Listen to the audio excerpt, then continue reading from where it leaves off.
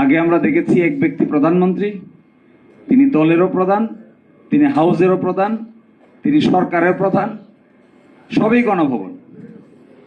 কিন্তু এখন যিনি দলের প্রধান হবেন তিনি আর প্রধানমন্ত্রী হতে পারবেন না। খুব ইম্পর্টেন্ট প্রশ্ন। আরেকটা বড় প্রশ্ন এখানে হয়ে গেছে, এসে যাচ্ছে, 10 বছরের বেশি কেউ ওই পাওয়ার স্ট্রাকচারের প্রাইম মিনিস্টার থাকতে পারবেন না, বিরোধীদেই হোক আর একটা না হোক। বিরাট পরিবর্তন। একবার চিন্তা করেন, যতই অসুবিধাজনক শাসন আসুক না কেন, যত কঠিন শাসকেরই জন্ম হোক না কেন, 10 বছরের বেশি না, 10 বছর পরে তিনি ইনভ্যালিড হয়ে যাবেন। সাংঘাতিক প্রশ্ন। এটা একবার চোখ খুললেই বাইর হয়ে যাবে। এবার যারা প্রথম ভোট দেবে তারা একজন শাসক দেখেছে, 1 টার্ম, 2 টার্ম, 3 টার্ম, কনজিকিউটিভ 15 বছর। কিন্তু এখন যে পরিবর্তনের সূচনা করা হচ্ছে সেখানে 10 বছর পরে অটো ওই ব্যক্তি ইনভ্যালিড হয়ে যাবে, কনস্টিটিউশনালি বার্ড হয়ে যাচ্ছে। বিরাট স্ট্রাকচারাল ডিজাইন পরিবর্তন হয়ে যাচ্ছে। পার্লামেন্টের 2টা হয়ে যাবে, একটা হয়ে যাবে উচ্চ কক্ষ, একটা হয়ে যাবে নিম্ন কক্ষ। উচ্চ কক্ষ গঠিত হবে, নিম্ন কক্ষের নির্বাচনে যে পার্সেন্টেজ হবে এই পার্সেন্টেজ অনুযায়ী উচ্চ কক্ষ গঠিত হবে। কোন দল যদি 5% পায়, 5%-এর বিনিময়ে তিনি 100 আসনের মধ্যে 5 জন পাবেন। কোন দল যদি 20% পায়, 100 আসনের এগেইনস্টে তিনি 20টা আসন পাবেন। কোন দল যদি 60% পায়, 100 আসনের এগেইনস্টে তিনি 60টা পদ পাবেন উচ্চকক্ষে। তাহলে দেখবেন উচ্চকক্ষে কোন দলের পক্ষেই এককভাবে সংখ্যাগরিষ্ঠতা অর্জন করা সম্ভব হবে না। ধরেন বাংলাদেশে একটা দল এককভাবে কত পার্সেন্ট ভোট পায়? 30, 40, 45, 42, 43, তাহলে 100-র ভিতরে 43 জন পাবেন তিনি। এর মানে কি দাঁড়াচ্ছে? এটার নাম হবে সিনেট। এখানে প্রস্তাব করেছে এটার নাম হবে সিনেট। নিম্ন কক্ষের নাম হবে সংসদ, উচ্চ কক্ষের নাম হবে সিনেট। তাহলে নিম্ন কক্ষে একটা বিষয় পাশ হয়ে যাওয়ার পরে উচ্চ কক্ষের একজন স্পিকার, ডেপুটি স্পিকার আছে, নিম্ন কক্ষের আরেকজন স্পিকার, ডেপুটি স্পিকার আছে। ওই ডেপুটি স্পিকার উচ্চ কক্ষের জন হবে বিরোধী দল থেকে, নিম্ন কক্ষের ডেপুটি স্পিকার হবে বিরোধী দল থেকে। আর্টিকেল 70-এর ব্যাপারে বলছে 2টা ছাড়া বাকি সব নিজস্ব পার্টির বিরুদ্ধে ভোট দিতে পারবে। স্বাধীনতা পাচ্ছে সাংসদরা স্বাধীনতা পাচ্ছে, সংসদ সদস্যরা লিবারেটি পাচ্ছে। এক হলো অর্থ বিল, আর একটা হলো নো কনফিডেন্স। এই 2টা ছাড়া বাকি সব জায়গায় দলের বিরুদ্ধে ভোট দিতে পারবে। প্রাইম মিনিস্টারের পার্টির মেম্বার অফ পার্লামেন্ট থাকা সত্ত্বেও প্রাইম মিনিস্টারের মতের বিরুদ্ধে গিয়া আলোচনাও করতে পারবে, ভোটও দিতে পারবে, এগ্রিও করতে পারবে, ডিসএগ্রিও করতে পারবে। যে আমার ভাই যারা মৃত্যুবরণ করেছেন তাদের জীবনের বিনিময়ে, রক্তের বিনিময়ে structural design of the state পরিবর্তন হচ্ছে। সাংঘাতিক ব্যাপার। এইটা যদি প্র্যাকটিস করা যায় আগামী 10, 20, 30 বছর, তাহলে বাংলাদেশ একটা নতুন শেপ নিবে, নতুন একটা কাঠামোগত পরিবর্তন ডেভেলপ হবে। 30 বছর চিন্তা করেন, চোখ বন্ধ করে 30 বছরে 10 বছর করে 3 জন লোক আসছে গেছে। যে লোক সরকার প্রধান সে লোক পার্টি প্রধান না, যে লোক হলো উচ্চ কক্ষে আছে সে লোক নিম্ন কক্ষে নাই। উচ্চ কক্ষে মেজরিটি এক দলের, নিম্ন কক্ষে মেজরিটি আরেক দলের। উচ্চ কক্ষে হলে এই 20 জন কোনোভাবেই একমত হতে পারছে না, নিম্ন কক্ষে একমত হয়ে যাচ্ছে। এই যে একটা বিরাট বড় পলিটিক্যাল ডিসকাশনের জায়গা ওপেন হচ্ছে, এটা 30 বছর কন্টিনিউ করলে nation will see a new dimension in the political atmosphere. এখন আমাদের ভাইয়েরা রক্ত দিয়েছে, জীবন দিয়েছে, এর কারণ এগুলো হচ্ছে। যেমন ধরেন এখন যে প্রস্তাবটা করেছে, বলেছে প্রথম প্রস্তাব হবে কি, গণভোটের ক্ষেত্রে এটা বলেছে একটা আদেশ জারি হবে। এইটা দেখে আমি খুব আশান্বিত হয়েছি। এটা এখন বসে বসে পড়ছিলাম, এখানে বলা হচ্ছে আদেশটা কে জারি করবে। বলছে এই আদেশ জারি করবে হলো সরকার। সেহেতু সরকার গণ অভ্যুত্থানের মাধ্যমে প্রকাশিত জনগণের সার্বভৌম ক্ষমতা অভিপ্রায়ের ভিত্তিতে এই আদেশ জারি করিল। বড় একটা বিতর্ক থেকে বের হচ্ছে, যে বিতর্কটা আমরা ঐকমত্য কমিশনে বারবার করার চেষ্টা করেছিলাম। ঐকমত্য কমিশনকে তারা বলেছে সরকারের মূল ভিত্তি 106, সংবিধানের 106 অনুচ্ছেদ।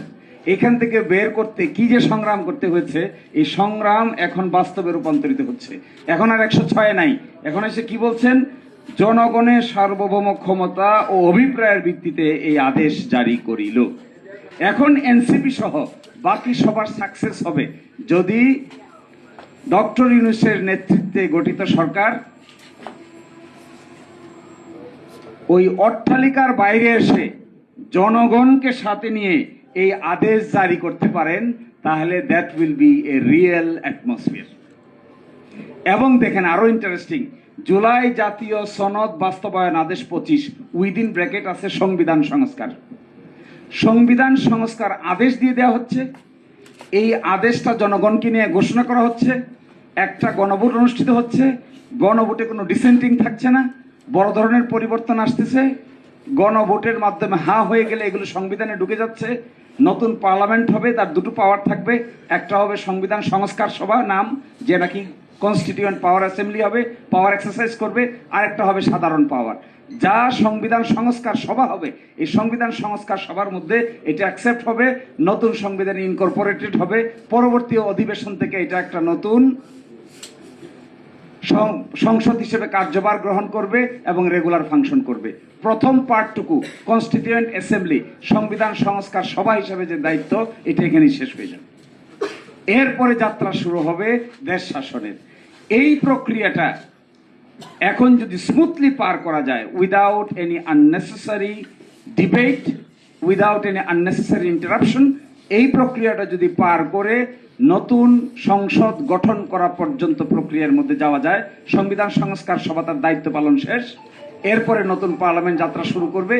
এই অংশটুকু যদি এখানে ইনকর্পোরেট করে বাস্তবায়নের জায়গায় যাওয়া যায়, আমার ধারণা এই 1-1.5 বছরের সংগ্রাম একেবারে স্ট্রাকচারাল ডিজাইন পরিবর্তন করে বাস্তবে রূপান্তরিত হবে। মেজর ডিসেন্টিং পার্টটুকুতে যদি সরে আসেছে, যখন মেজর ডিসেন্টিং পার্ট ছিল এক জায়গায়, সেটা ছিল উচ্চকক্ষ নিম্নকক্ষ। উচ্চকক্ষ নিম্নকক্ষের জায়গায় আমরা মেজর ডিসেন্টিং ছিলাম না, মেজর ডিসেন্টিং ছিল উচ্চকক্ষ গঠিত হবে পিআর এর মাধ্যমে, এই জায়গায় ছিল মেজর ডিসেন্টিং।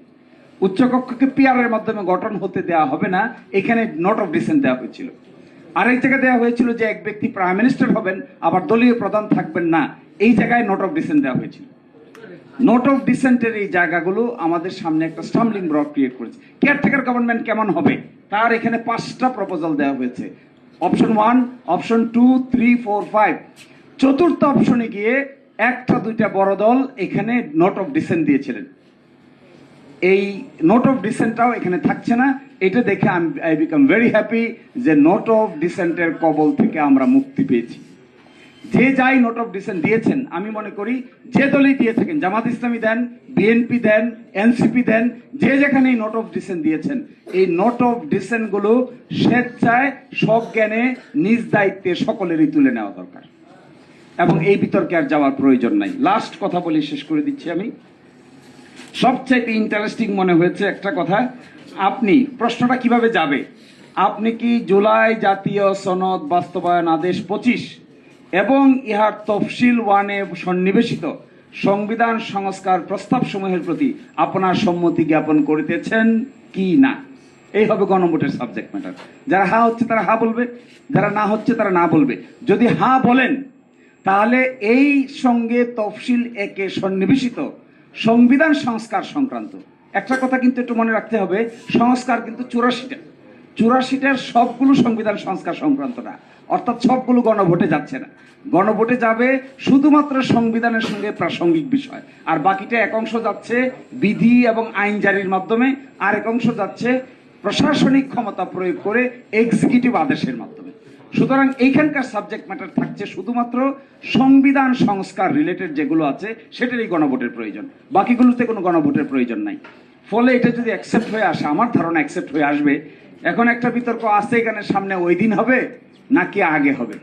আমরা বলেছিলাম আগে হোক, আগে হওয়া উচিত, এবং এখনো যতটুকু সময় আছে একটা ভোটের সঙ্গে আরেকটা ভোটকে মিলালে এটা তার গুরুত্ব হারিয়ে ফেলতে পারে।